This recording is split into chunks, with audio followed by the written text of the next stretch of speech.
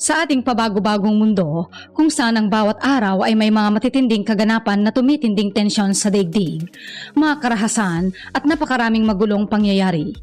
Ang buhay ay lalong nagiging nakakatakot para sa isang malaking bahagi ng pandaigdigang populasyon.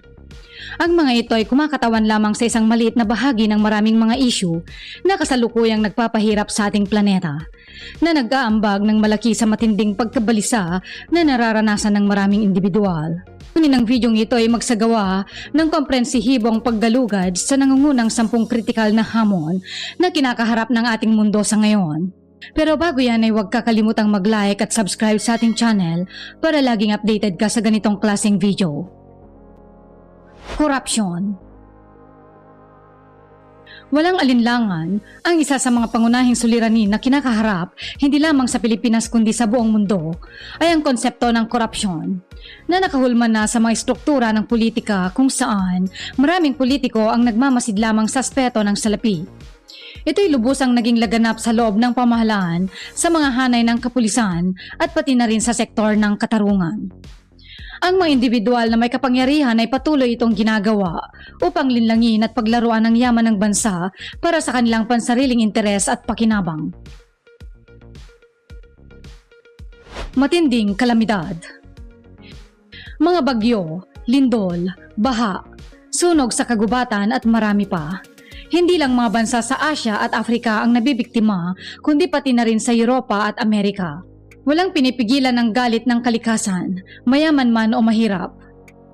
Ito ang mga sakuna na palagi nating nararanasan, naririnig, nababasa at nakikita. Ang pagdurusa ng milyong-milyong biktima sa buong mundo ay nakakasakit sa puso, ng karamihan ay ang mga hindi pinalad. Ang mga kalamidad ay hindi mapipigilan ng sangkatauhan sa kasalukuyang kaalaman at teknolohiya ng mundo. Bagamat hindi natin napipigilan ang mga kalamidad na ito, pero isa lang ang tiyak na maaari nating mapaghandaan ang mga ito. Racism. Ang racism o diskriminasyon batay sa lahi ay isang laganap na pandigdigang issue na humahantong sa hindi pantay na pagtrato sa mga individual dahil sa kanilang kulay ng balat, lahi o etnisidad. Sinasalamin nito ang malalim na takot at mga stereotype na pagkakahati at kaguluhan sa lipunan. Sa kabila ng mga pagsulong sa modernisasyon at kamalayan, ang racism ay nananatili sa buong mundo. Ito'y humahadlang sa tunay na pagkakaisa at pagkakaunawan sa pagitan ng mga kultura at lahi na humahadlang sa mga pantay na pagkakatawan sa edukasyon, trabaho at iba't ibang aspeto ng buhay. Ito'y isang panawagan sa buong mundo na bumuo ng isang mas makatarungan at pantay na lipunan. Polusyon. Ang polusyon sa hangin ay isang pangunahing pandaigdigang issue kung saan iniugnay ng World Health Organization ang halos 7 milyong namamatay bawat taon dahil dito.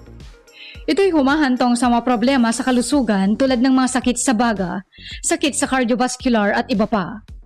Sa kaso ng polusyon sa tubig, ang United Nations Environmental Program ay nag-uulat na 80% ng wastewater ay tinatapon kung saan-saan na nagiging sanhi ng polusyon sa mga ilog at karagatan. Ito'y may matinding epekto sa ekosistem at kalusugan ng tao. Kailangan nating magtulungan sa pamamagitan ng mga epektibong aksyon tulad ng pagtataguyod ng pag-recycle, paggamit ng higit pang eco-friendly na teknolohiya at pagpapatupad ng mas mahigpit na regulasyon. Pang-aabuso sa mga hayop. Ang pang-aabuso sa mga hayop ay isa sa mga pangunahing suliranin sa ating mundo. Sa maraming bahagi ng daigdig, ang mga hayop ay nilalagay sa malupit na pagkakulong, inaabuso at pinapatay ng walang habag o awa. Ang mga hayop na biktima ng pang-aabuso ay madalas na nagugutom, nasusugatan at namamatay sa malupit na paraan. Ang iba naman ay ginagamit para sa entertainment tulad ng mga nasa circus kung saan sila'y pinaglalaroan at inaapi.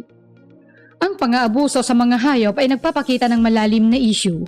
Maraming non-governmental organizations at mga individual sa buong mundo ang masugid na nagtatrabaho upang ipaglaban ang karapatan ng mga ito. Pandemya. Ang mga karamdaman at pandemya ay isang malalang issue sa buong mundo. Isang halimbawa nito ay ang pandemyang COVID-19 na nagdulot ng malawakang pagkamatay, pagkasira ng ekonomiya at pagbabago sa pang-araw-araw na pamumuhay ng mga tao. Ito ay maaaring magdulot ng takot, pangamba at pag-aalinlangan sa kalusugan natin. Hindi lamang ito may negatibong epekto sa pisikal na kalusugan, kundi pati na rin sa mga aspeto ng lipunan, ekonomiya at kaisipan. Kaya't mahalaga na pagtulungan ng mga bansa sa pagkilala at pagsugpo ng ganitong mga sakit. Dapat tayong maglaan ng sapat na pondo para sa pananaliksik, bakuna at iba pang paraan upang maiwasan ang pagkalat ng epidemya. Panggagahasa. Ang panggagahasa ay isang seryosong suliranin sa global na antas na nagdudulot ng matinding hirap at trauma sa mga biktima nito. Ayon sa World Population Review, maraming bansang patuloy na nakakaranas ng mataas na insidente ng panggagahasa na nagre-resulta sa pag-usbong ng krimen at paglabag sa karapatang pantao. Bawat biktima ay may likas na pangarap na sinisira at nagdudulot ng malalim na pinsala. Kritikal at mahalagang ang mga responsable sa mga ganitong uri ng aksyon ay papanagutin at ang mga batas ay pagtibayin upang mapanatili ang kaligtasan at proteksyon ng mga kababaihan at ibang biktima ng panggagahasa. Climate change.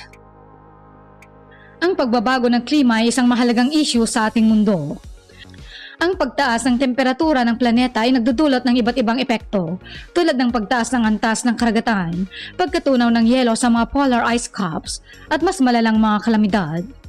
Ito ay nagdudulot ng malawakang pinsala sa kalikasan at nagpapalala ng kahirapan at kawalan ng seguridad sa maraming tao. Upang labanan ng climate change ay kinakailangan ng kooperasyon ng lahat ng mga bansa at ang pagpapatupad ng mga hakbang tulad ng paggamit ng malinis na enerhiya at pagbawas sa mga greenhouse gas emissions.